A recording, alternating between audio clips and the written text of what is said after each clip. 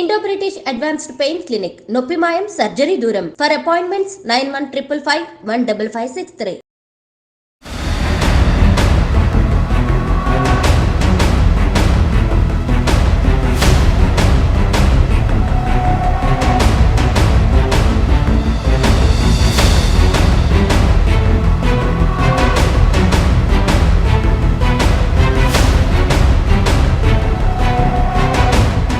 Welcome to I dream.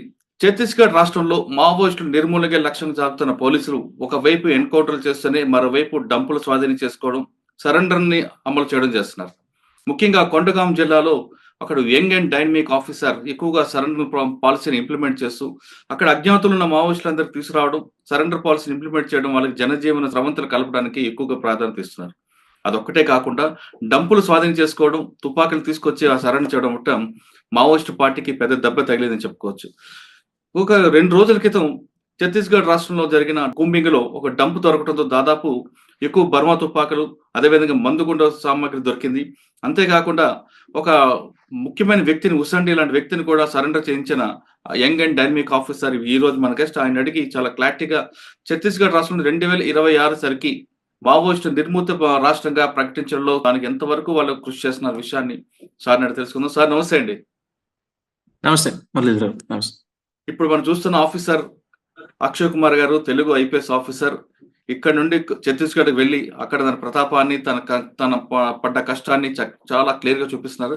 అంటే Maoist party అనేది నిర్మూలించడానికి కేవలం ఎన్కౌంటర్లు ఒకటే పరిష్కారం కాదు, సరెండర్ కూడా చేయొచ్చు అనేది ఎక్కువగా ప్రాధాన్యత ఇస్తున్నారు. ఆయన అడిగి ఇప్పుడు కొండగాం జిల్లాలో ఎంతమందిని సరెండర్ చేయించారు, నిన్న మొన్న దొరికిన దానికి డంప్ వల్ల పార్టీకి ఎంత నష్టం జరిగి ఉండొచ్చిన విషయాన్ని సార్ అడుగుదాం. సార్, మీరు ఇటీవల కాలంలో తీసుకున్న ఒక ప్లాన్ ఆఫ్ యాక్షన్ చూస్తుంటే ఒకవైపు మీ పార్టీ అంతా కూడా కోంబింగ్ చేస్తున్న ఎక్స్చేంజ్ ఆఫ్ ఫైర్లు జరుగుతుంటాయి, కానీ మీరు మాత్రం సరెండర్ పాలసీ తీసుకురావడం, ఉసండి లాంటి వ్యక్తిని సరెండర్ చేయించడం, అతని మీద దాదాపు 8 లక్షలు ఎంతో రివార్డు కూడా ఆయనకి హ్యాండ్ ఓవర్ చేయడం జరిగింది. అంతేకాకుండా డంపులు స్వాధీనం చేసుకోవడం, అంటే మందు పాత్రలు ఎక్కువగా ఆ డంపులు దొరకడం అనేది పార్టీకి పెద్ద నష్టంగా చెప్పుకోవచ్చు. ఎందుకంటే కొద్ది రోజుల క్రితం మందుగుండు పాత్రలు పెరగడం వల్ల అక్కడ దాదాపు 12 మంది పోలీసులు కూడా చనిపోయారు. అటువంటి ప్రాణ నష్టం జరగకుండా మీరు చేస్తున్న ఈ కూంబింగ్ లో దొరికిన డంప్ ఎక్కడ దొరికింది, దీని లీడ్ ఎక్కడ వచ్చింది? నమస్కారం మురళీధర్ గారు. మీరు అంటే 12th రోజు మా మార్నింగ్ మాకు కొంచెం ఇన్ఫర్మేషన్ వచ్చిందండి. ఏమనంటే మా దగ్గర బార్డరింగ్, మాది కొండగాం. అంటే ఇప్పుడు ఏంటంటే అండి, ముందు 2016-17 ఆ టైంలో బాగుండేది మూమెంట్ ఇక్కడ. ఇది బస్తర్ లో ఉన్న 7 డిస్ట్రిక్ట్స్ లో తక్కువ మూమెంట్ ఉంది ఇక్కడే కొండగాంలోనే. కానీ మనం ఎక్కువగా మీరు చెప్పిన ప్రాంతంలో ఎక్కువగా ఎక్స్చేంజ్ ఆఫ్ ఫైర్లు జరిగేవాడి కొండగాం ప్రాంతంలోనే. కల్లూరి సార్ ఉండేవారు అక్కడ. ముందు జరిగేవి ఇప్పుడు చాలా తక్కువ అయిపోయినాయి.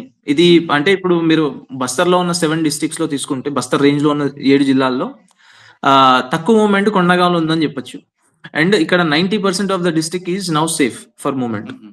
ఒక 10% ఏంటంటే అది కాంకేర్ అని ఒక డిస్ట్రిక్ట్ ఉంటుంది, బార్డరింగ్ కాంకేర్ 10%, లేదంటే దమ్తరి అనే డిస్ట్రిక్ట్ ఉంటుంది, అక్కడ ఒక 5%, లేదంటే ఇటు దంతేవాడ సైడ్ ఒక 10%. సుక్మాది మాకు బార్డర్ ఉండదండి, మాకు బార్డర్ లేదు. బిజాపూర్ కూడా బార్డర్ లేదు మాకు సుక్మా బిజాపూర్ తో అసలు టచ్ లేదు మాకు. సో ఇది bordering Dantewada, bordering Jagdalpur, bordering Kanker, bordering Dhamtari అనే డిస్ట్రిక్ట్ ఉంటుంది. ఆ డిస్ట్రిక్ట్ లో కొంచెం మూమెంట్, అక్కడ ఆ బార్డర్ ఏరియాస్ లో కొంచెం మూమెంట్ ఉంది. మీరు మాట్లాడుతున్న డంప్ రికవరీ ఏదైతే ఉందో అది 12th రోజు మేము చేసాము. ఎందుకంటే 11th రోజు మాకు ఇన్పుట్ వచ్చింది, అక్కడ నక్సలైట్లు ఉన్నారని ఇన్పుట్ వస్తే మేము మా డిఆర్జీ అని ఉంటుంది, డిస్ట్రిక్ట్ రిజర్వ్ గార్డ్స్ అని, ప్లస్ మా సివిల్ పోలీస్ కూడా టీమ్ ఫామ్ చేసి మేము అక్కడ సెర్చ్ ఆపరేషన్ చేస్తుంటే మాకు నక్సలైట్ దొరకలేదు, కానీ వాళ్ళ డంప్ కొంచెం దొరికింది. ఆ డంప్ లో 14 బర్మార్ వెపన్స్, కొన్ని స్టీల్ డ్రమ్లు, కుక్కర్ బాంబులు, ఇవి కొంచెం నక్సల్ వాళ్ళ సాహిత్యం అదంతా దొరికింది మాకు. సో ఇది ఒక మంచి రికవరీ యాక్చువల్లీ. ఎందుకంటే ఇది కొండగాంలో తక్కువ అవుతున్న టైంలో వాళ్ళు ఎక్కడైతే వాళ్ళు పెట్టిన డంప్స్ అవి ఏవైతే ఉన్నాయో అవి మళ్ళీ అప్పుడు వచ్చి వాళ్ళు రికవర్ చేసుకునే ఆలోచనతోనే పెట్టుంటారు ముందు. సో ఇప్పుడు ఏంటంటే మేము దాన్ని రికవర్ చేసి మిగిలిన 5 to 10% ఏదైతే ఇక్కడ మిగిలిందో దాన్ని కూడా తీసేద్దామన్న ఆలోచనతోటే ముందుకెళ్తున్నాం. కాబట్టి ఆ ఎక్స్చేంజ్ ఆఫ్ ఫైర్లు కానీ అప్పుడప్పుడు ఇప్పుడు మీరు చెప్పిన సరెండర్లు కానీ, సరెండర్ లాస్ట్ 4 days లో 3 సరెండర్ అయ్యారు. అండ్ నిన్న ఒక ఏసీఎం ర్యాంక్ అతను 5 lakh ఇనామీ రివార్డ్ ఉన్న అతను సరెండర్ అయ్యాడు. అండ్ ఈ ఇయర్ మీరు చూసుకుంటే ఒక 10 మంది సరెండర్ అయ్యారు కొండగాం డిస్ట్రిక్ట్ లో. ఎందుకంటే సరెండర్ బేసికలీ కొండగాంలో రిక్రూట్మెంట్ లేదు వాళ్ళది, మూవ్మెంట్ కూడా చాలా తక్కువ ఉంది. ఎందుకంటే బార్డరింగ్ లో ఉంటుంది కాబట్టి వీళ్ళు క్రాస్ చేయడానికి కొండగాం యూజ్ చేసుకుంటారు, కానీ ఇక్కడ వచ్చి మీరు డేరాలు వేసుకొని స్థావరాలకు కొండగాం ఎప్పుడు యూజ్ చేయరు. అంటే ఈ మధ్యన అయితే యూజ్ చేయట్లేదు. సో మా ఫోకస్ అయితే అదే ఇప్పుడు సరెండర్ మీద ఉంది. ఒకటి డంప్స్, ఏవైతే డంప్స్ కూడా ఈ ఇయర్ మేము 7 to 8 డంప్స్ రికవర్ చేసాం. ఇలాగే ఇంకా కూడా ఉన్నట్టునే, మాకు తెలీదు, అది ఇన్ఫర్మేషన్ వస్తుంది. సో ఇన్ఫర్మేషన్ వచ్చిన కొద్దీ will recover the dumps. Okay sir, Kondagaon జిల్లాలో తక్కువ ఉంది, మూవ్మెంట్ తక్కువ ఉంది కాబట్టి ఇటువైపు రావడానికి ప్రయత్నం చేస్తున్నారు మీరు చెప్తున్నారు. అంటే పబ్లిక్ సపోర్ట్ లేదండి ఇక్కడ? అసలే లేదు, పబ్లిక్ సపోర్ట్ ఏం లేదు. ఎందుకంటే ఇప్పుడు మీరు కొండగాంలో మీరు ఒకవేళ టైం ఉంటే యూ కెన్ విజిట్ కొండగాం ఆల్సో. కొండగాం చాలా పీస్ఫుల్ గా ఉంటది, ప్లస్ రోడ్స్ కూడా ఇంటీరియర్ వరకు వచ్చేసాయి అండ్ టవర్స్ కూడా ఇంటీరియర్ వరకు వచ్చేసాయి. కాబట్టి రోడ్స్, టవర్స్, ఎప్పుడైతే స్కూల్స్, కాలేజెస్ ఓపెన్ అవ్వడం స్టార్ట్ అయిందో ఇంటీరియర్ లో, సో రిక్రూట్మెంట్ అనేది వాళ్ళకి అసలు కంప్లీట్ గా లేనే లేదు. అండ్ వాళ్ళ ఏ ఏజ్ గ్రూప్ అయితే చూస్తారో, వాళ్ళు 14 years నుంచి 20 years వరకు ఆ రిక్రూట్మెంట్ అబ్బాయిలని అమ్మాయిలని చేద్దామని చూస్తారు. వాళ్ళు మొబైల్స్ కి అట్రాక్ట్ అయ్యి, లేదంటే ఇప్పుడు మంచి మంచి ఎడ్యుకేషన్ కి అట్రాక్ట్ అయ్యి, లేదంటే వీటి అన్నిటికీ అట్రాక్ట్ అయినప్పుడు ఏంటంటే అటు సైడ్ వెళ్ళడానికి స్కోప్ చాలా తక్కువ ఉంటుంది. అండ్ ఇది ఒక ఎగ్జాంపుల్ యాక్చువల్లీ. ఇది కొండగాం చూసుకుంటే మీరు, ఇది ఒక ఎగ్జాంపుల్ అవుతుంది వేరే బస్తర్ డిస్ట్రిక్ట్స్ కి. ఒకసారి ఇక్కడ నుంచి వెళ్ళిపోయిన తర్వాత ఎంత డెవలప్ అవుతుంది డిస్ట్రిక్ట్ అనేది, ఇది అన్ని డిస్ట్రిక్ట్స్ కి ఒక ఎగ్జాంపుల్ లాగా పనిచేస్తుంది. అంటే పార్టీ వైపు ప్రజల మొగ్గు లేదు, కానీ ప్రభుత్వ పథకాలన్నీ కూడా గ్రామాలకు వెళ్తున్నాయి. మీరు చెప్తున్న రోడ్స్ వెళ్తున్నాయి అన్ని, కాబట్టి వాళ్ళు ఎక్కువగా పార్టీ వైపు వెళ్లకుండా డెవలప్మెంట్ వైపు వెళ్తున్నారు. కానీ పార్టీకి మీరు చెప్తున్నట్లుగా బేజాపూర్, దంతెవాడ, అబూజ్మఠ్ లో ఎక్కడైతే వాళ్ళకి ఉనికిని కోల్పోతున్నారో కొండగాం వైపు రావడానికి వాళ్ళు ప్రయత్నం చేస్తూనే ఉంటారు. అటువంటి ఆ విధంగా వచ్చిన వాళ్ళకి మీరు ఎలాగా దాన్ని బ్రేక్ చేస్తారండి? అంటే ఇప్పుడు వాళ్ళు వచ్చి కూడా ఇక్కడ చేసేది ఏమి లేదు. ఇది ఓన్లీ ట్రాన్సిట్ కి యూజ్ చేయడం తప్ప ఇక్కడ వచ్చి వాళ్ళు చేసేది. ఎందుకంటే ఆల్రెడీ మన ఇంటీరియర్ ఇప్పుడు కొండగాంలో మీరు చూసుకుంటే అసలు ఏ ఏరియా లెఫ్ట్ అవుట్ అనే ఏరియా అసలు లేదు. ప్రతి దగ్గర మా క్యాంప్స్ వచ్చేసినాయి, పోలీస్ స్టేషన్స్ వచ్చేసినాయి. ఇప్పుడు వాళ్ళు వచ్చి కూడా మళ్ళీ అక్కడ చేసేది ఏమి లేదు. ఎందుకంటే they always want to go into some areas which are actually obscure. ఏమి పోలీస్ అదేంటి తిరగని ప్రాంతాలు, లేదంటే ఓన్లీ ట్రైబల్స్ ఉన్న ప్రాంతాల్లోకి వెళ్ళడానికి వాళ్ళు ప్రిఫర్ చేస్తారు. ఎందుకంటే వాళ్ళకి they need some time to cope up. అట్లాంటి ఏరియాస్ లో వాళ్ళు ప్రిఫర్ చేస్తారు. ఇక్కడ కొండగాంలో వాళ్ళు వచ్చి కూడా I don't think they will be surviving here. మరి సెంట్రల్ గవర్నమెంట్ కూడా ఒకటి అనౌన్స్ చేసింది, 2026 సరికి, మార్చి సరికి కంప్లీట్ గా ఛత్తీస్గఢ్ లో మావోయిస్ట్ పార్టీ మూవ్మెంట్ లేకుండా చేస్తామని. ఆ దిశగా వెళ్తుందంటారా? అంతకంటే ముందు అయిపోద్ది అనిపిస్తుంది అసలు. అవునా? ఎంతమంది ఉండొచ్చు అండి జనరల్ గా ఛత్తీస్గఢ్? 2000 రికార్డులు చెప్తున్నారు, వాస్తవం అంటారా? 2000 మంది అంతే, సుమారుగా 2200-2500 మంది ఉండొచ్చు. ఇవాళ కూడా మీరు చూస్తే బీజాపూర్ ఎన్కౌంటర్ అవుతుంది, అది కూడా చెప్పేది ఎన్కౌంటర్. ఎక్కడండి? బీజాపూర్ లో మార్నింగ్ 12 మంది చనిపోయారు, 13 మంది చనిపోయారు కదా. ఇంకా జరుగుతూనే ఉంది, ఇంకా జరుగుతుందంటారా? సార్, అబూజ్మఠ్ కంప్లీట్ గా పోలీస్ ఫోర్స్ అంతా వెళ్తుంది కదండి, అక్కడ ఏమైనా ఇబ్బంది రావట్లేదా? ఇబ్బందులు అంటే పెద్దగా ఇబ్బందులు వాళ్ళకి వస్తున్నాయి, మాకేం పెద్దగా ఇబ్బందులు రావట్లేదు. అంటే కంప్లీట్ గా వాళ్ళకి అప్పర్ హ్యాండ్ వాళ్ళదే ఎక్కువ ఉంది కదా అబూజ్మఠ్ లో. అదే అండి, అంటే ఉండేది ఇప్పుడు అబూజ్మఠ్ తీసుకుంటే మీరు 4000 square kilometer ఏరియా, అదంటే 7 సింగపూర్లు పట్టచ్చు, అంత పెద్ద ఏరియా ఉంటుంది దాంట్లో. అది ఇప్పుడు అది ముందు ఎవరు టచ్ చేయలేదు కాబట్టి ఇప్పుడు ఏంటంటే కాన్స్టాంట్ గా ఫోర్స్ లోపలికి వెళ్ళిపోతుంది, క్యాంప్స్ పెడుతున్నారు. అండ్ ప్రాపర్ గా మీకు చూస్తే ఎక్స్చేంజ్ ఆఫ్ ఫైర్లు అన్నీ అవుతున్నాయి. అండ్ వాళ్ళ బాడీలు ఎక్కువ దొరుకుతున్నాయి, డంపులు రికవర్ అవుతున్నాయి, సరెండర్లు చాలా విపరీతంగా సరెండర్లు అవుతున్నాయి. ఎందుకంటే వాళ్ళ దగ్గర వేరే ఆప్షన్ లేదు, ఒకటి సరెండర్ అవ్వచ్చు, లేదంటే ఎప్పుడప్పుడు అరెస్ట్ అవుతారు, లేదంటే ఎప్పుడప్పుడు చచ్చిపోతారు. ఇవి 3 ఆప్షన్లు తప్ప వాళ్ళ దగ్గర వేరే ఆప్షన్లు ఏమి లేవు. సో వాళ్ళకు కూడా అర్థమైపోయింది. అండ్ రిక్రూట్మెంట్ చాలా తగ్గిపోయింది, వాళ్ళు ట్రైనింగ్ క్యాంపులు ఆర్గనైజ్ చేయలేకపోతున్నారు, అంత ఖాళీ సమయం వాళ్ళకి దొరకట్లేదు. అండ్ ఇప్పుడు సెంట్రల్ కమిటీలో చూసుకుంటే మీరు 7-8 మంది తప్ప ఎక్కువ లేరు. అందరూ కరోనా వాళ్ళు చచ్చిపోయిన వాళ్ళు, లేదంటే తర్వాత పట్టుబడిన వాళ్ళు, లేదంటే చచ్చిపోయిన వాళ్ళే ఉన్నారు. సో ఇప్పుడు మీరు చూసుకుంటే వాళ్ళ దగ్గర వేరే ఆప్షన్ లేదు ఇంకా. సార్, మీరు చెప్తున్న సెంట్రల్ కమిటీలో ఎక్కువగా తెలుగు వారు ఉన్నారు, వాళ్ళ లీడ్ కింద మీరు చెప్తున్న ఛత్తీస్గఢ్ ఆదివాసులు పనిచేయడానికి ఇష్టం లేరు అనేది ఒక ఇన్ఫర్మేషన్, వాస్తవం అంటారా? అది కూడా ఏజ్డ్ గ్రూప్ ఉన్నారు కాబట్టి, అది కూడా ఆంధ్ర వాళ్ళు అంటే తెలుగు వారే ఎక్కువగా డామినేట్ చేస్తున్నారు అన్నది. అది ముందు నుంచి డామినేట్ చేసేవాళ్ళే, తెలుగు వాళ్ళే. ఎందుకంటే వాళ్ళే కదా ఇక్కడికి వచ్చి మూవ్మెంట్ టేక్ ఓవర్ చేసి అదంతా చేసింది. బట్ మీరు ఇంటర్నల్ గా ఏదైతే చెప్తున్నారో నాకు పెద్దగా ఐడియా లేదు. ఓకే సార్, హిడ్మా అనేది మీకు ఛత్తీస్గఢ్ పోలీస్ కి ఒక టార్గెట్, ఆ మూవ్మెంట్ ఉందంటారు అక్కడ? అది ముందు ఉండేది, ఇప్పుడు ఆయన పేరు వినపడట్లేదు, అసలు ఆయన ఎక్కడ ఉన్నాడో తెలియదు. ఆయన నాకు తెలిసి త్వరలోనే అయిపోతుంది ఆయన పని కూడా. ఓకే సార్, ఇంకొక ఇన్ఫర్మేషన్ వస్తుందండి. 26 సరికి గవర్నమెంట్ కంప్లీట్ గా పార్టీని క్లోజ్ చేయడానికి ఉంది కాబట్టి ఈలోగే పార్టీ దానికి ఒక లీగలైజ్ చేసి ఒక విరామం ఇద్దాం, ఇంటర్వెల్ ఇద్దాం అనేది ఒక జరుగుతుంది. సెంట్రల్ కమిటీలో చర్చ జరుగుతుందని ఒక ఇన్ఫర్మేషన్ ఉందండి. అంటే 1973లో కొంటపల్లి సీతారామయ్య గారు తీసుకున్న ఒక నిర్ణయం అప్పుడు ఏ విధంగా తీసుకున్నారు, పార్టీకి లీగలైజ్ చేసి కొంతకాలం గ్యాప్ ఇచ్చారు. అదే పాలసీని ఇప్పుడు కూడా ఇంప్లిమెంట్ చేసి కొంతకాలం గ్యాప్ ఇద్దాం పార్టీకి, అంటే పోలీసుల చేతిలో చనిపోకుండా మనకు మనమే అని ముందే సరెండర్ అయిపోయి కంప్లీట్ గా పార్టీ క్లోజ్ చేద్దాం అని. అదే పార్టీ క్లోజ్ చేయాల్సిందే, వాళ్ళకి ఇంక వేరే ఆప్షన్ లేదు. సరెండర్ అవ్వాలా, లేదంటే జంగల్లో ఉండి ఎక్స్చేంజ్ ఆఫ్ ఫైర్ ని ఎదుర్కోవాలా. రెండే ఆప్షన్లు ఉన్నాయి వాళ్ళ దగ్గర. So I don't think the second option would be advisable. First option surrender అయితే చాలా మంచిది. సార్ వీరికి ఇంకా వెపన్స్ ఎక్కడి నుంచి వస్తున్నాయండి? ఉన్నాయి, వాళ్ళు లోకల్గా ముందున్నాయే ఉన్నాయి. ఈ లోకల్ లో వీళ్ళు బీజీఎల్ బర్మార్లు మ్యానుఫాక్చర్ చేసుకుంటున్నారు. ఇప్పుడు నిన్న దొరికిన అతను కూడా మాకు కింజరు హుసేండి అని అతను సరెండర్ అయ్యాడు వచ్చి.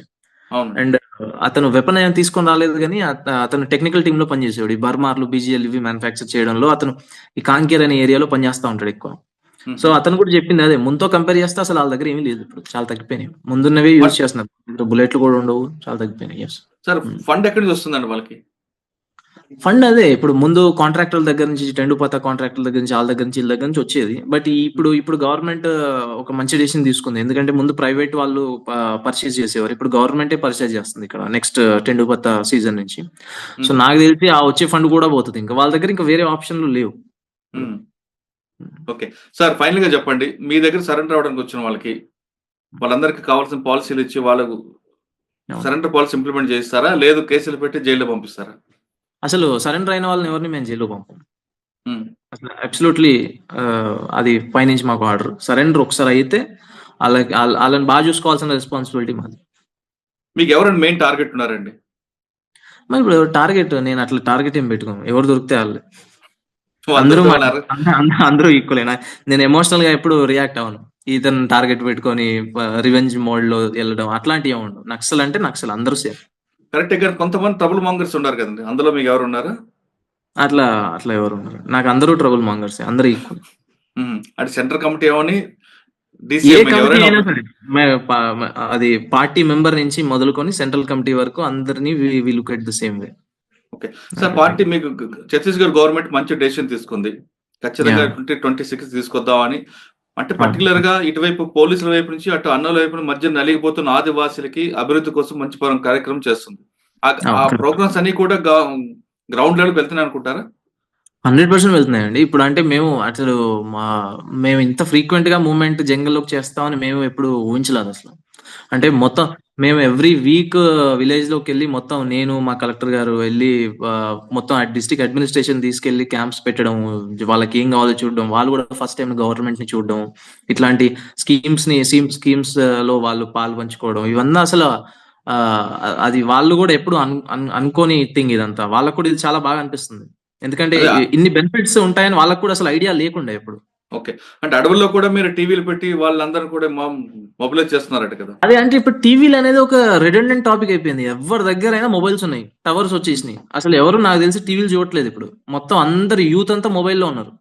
ఫారెస్ట్ లో కూడా అరే మీరు వచ్చి ఇక్కడ చూస్తే సర్ప్రైజ్ అవుతారు. మీరు ప్రతి ఒక్కరికి ప్రపంచంలో ఏం జరుగుతుందో అందరికి తెలుసు, గవర్నమెంట్ స్కీమ్స్ ఏమున్నాయో అందరికి తెలుసు, వాళ్ళు ఎట్లా అప్లై చేసుకోవాలి అందరికి తెలుసు, అన్ని ప్రాపర్ గా వాళ్ళకి అవైలబిలిటీ ఉంది ఇప్పుడు. ఓకే సార్, ఫైనల్ గా చెప్పండి సార్, ఇటువైపు పోలీసులు కానీ అటువైపు వాళ్ళ కానీ చనిపోకుండా ఛత్తీస్గఢ్ లో ఇంకా రక్తపు మరకలు కనబడకుండా లేదా బుల్లెట్ల సౌండ్ ఆగిపోవాలంటే ఏం చేయమంటారు? 2026 తర్వాత ఆగిపోద్ది అనిపిస్తుంది. ఆటోమేటిక్ అది ఆగటం కరెక్టే సార్. అసలు వాళ్ళ వైపుగా అంటే వాళ్ళు కూడా మన దేశంలో మన మనుషులే కాబట్టి వాళ్ళ వైపు రానష్టం జరగకూడదు, ఇటువైపు పోలీసు కూడా జరగకుండా ఉండాలండి. కరెక్ట్. అది వాళ్ళు తీసుకోవాల్సిన డెసిషన్ కదండి. ఇప్పుడు ఇంత మంచి సరెండర్ పాలసీ ఎక్కడ, ఇప్పుడు రాగానే ఇమీడియట్ గా క్యాష్ ఇచ్చేస్తున్నాం. అంటే ఇప్పుడు అంతకంటే ఇప్పుడు ఇమీడియట్ గా క్యాష్ ఇస్తున్నాము, వాళ్ళకి మంచి బెనిఫిట్స్ ఇస్తున్నాము, నౌకరీలు ఇస్తున్నాము, ల్యాండ్ ఇస్తున్నాము, ఇవన్నీ ఇంతకంటే మంచి బెనిఫిట్స్ ఏముంటాయి? వాళ్ళు తీసుకోవాల్సిన డెసిషన్ అది. సార్ మీరు డైరెక్ట్ గా పార్టీకి ఒక అపీల్ చేయండి. పార్టీకి అపీల్ అదే, ఇప్పుడు ఇంత మంచి పాలసీలు మీరు ముందు ఎక్కడ చూడలేదు అసలు. ముందు కంటే చాలా బెటర్ పాలసీలు ఉన్నాయి. వచ్చేసి సరెండర్ అయిపోండి, సొసైటీలో కలిసిపోండి, అండ్ జరుగుతున్న డెవలప్మెంట్ ని ఆపద్దు. ఛత్తీస్గఢ్ రాష్ట్రంలో ఇకపై కాల్పులు మోత ఆగిపోవాలన్నా, పోలీసుల బూట్లు చప్పులు వినపడకుండా ఉండాలంటే ఖచ్చితంగా మీరందరూ జనజీవన రండి. అక్కడున్న ఆదివాసులకు ఏం కావాలన్నది ప్రభుత్వం దగ్గరకు వచ్చి మీరు ఖచ్చితంగా వాళ్ళతో మాట్లాడి వాళ్ళకి కావాల్సిన డెవలప్మెంట్ చేయండి. కానీ డెవలప్మెంట్ మాత్రం ఆపొద్దు అంటూ చెప్తున్నారు కొండగాం ఎస్పీ. ఛత్తీస్గఢ్‌లో జరుగుతున్న ఇష్యూపై కొండగాం ఎస్పీ అక్షయ్ గారితో ఎక్స్‌క్లూజివ్ ఇంటర్వ్యూ. మరో ఇష్యూలో మళ్ళీ కలుద్దాం. అంతవరకు నమస్తే. Thank you sir. Thank you very much. Thanks. Thank you.